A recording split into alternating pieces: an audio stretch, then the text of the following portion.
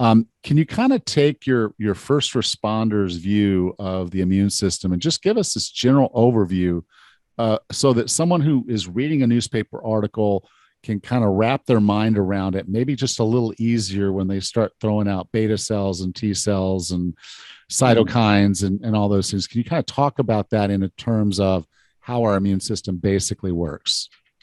Yes. So I've been explaining the immune system for many, many years to lay audiences.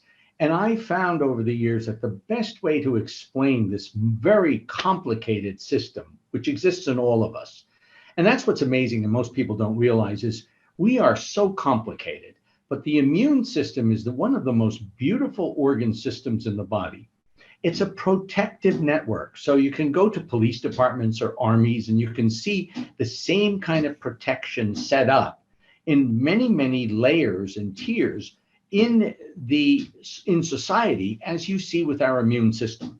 So we have basically two kinds of response. We have what we call an innate immune response, which I refer to as the SWAT team of the body. So when you have an injury or a bacterium enters you and it is not supposed to be in you, and we'll get into that in a minute, but like a virus, like influenza, or a bacterium that goes into your foot because you stepped on a nail, this is all offensive to the body, and the innate immune system goes to the scene of the crime.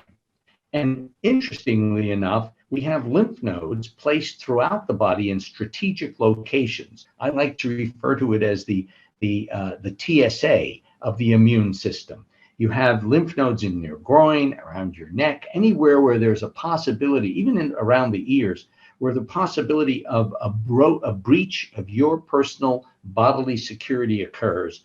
The immune system reacts, and it reacts locally first with the innate response, and then about 2 to 3 days later with the adaptive immune response.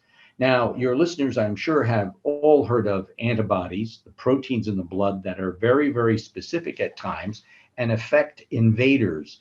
We call them neutralizing antibodies because they go and they neutralize the criminal. I think of the invaders of the body as criminals. I go into this in great detail in the book, so that the criminals then are carried away by a police department, if you will, specific cells designed to remove criminals and take them away either whole or in pieces to the spleen. The spleen, if you have one, and if you don't have one, the lymph nodes then become the place where the criminals, be they whole or in part, are removed. This goes on every millisecond of the day in our bodies, imperceptibly. You really don't know when this is happening unless you happen to step on a nail or slice your hand with a knife, or you have a tree limb fall on you, some major trauma. The immune system then jumps into action and plays a major role in keeping you protected and alive. So that's what happens. The foreign invaders are truly criminals. These are organisms, be they parasites, viruses, or bacteria, that the body has never seen before, unrecognizable. And so they are called antigens versus antibodies. Antigens are foreign invaders. Now, antigens are very, very serious and can kill you. If your immune system is challenged, either by you over drinking alcohol, by smoking cigarettes, or by having an inborn, that is a genetically inherited defect in your immune response, you can die.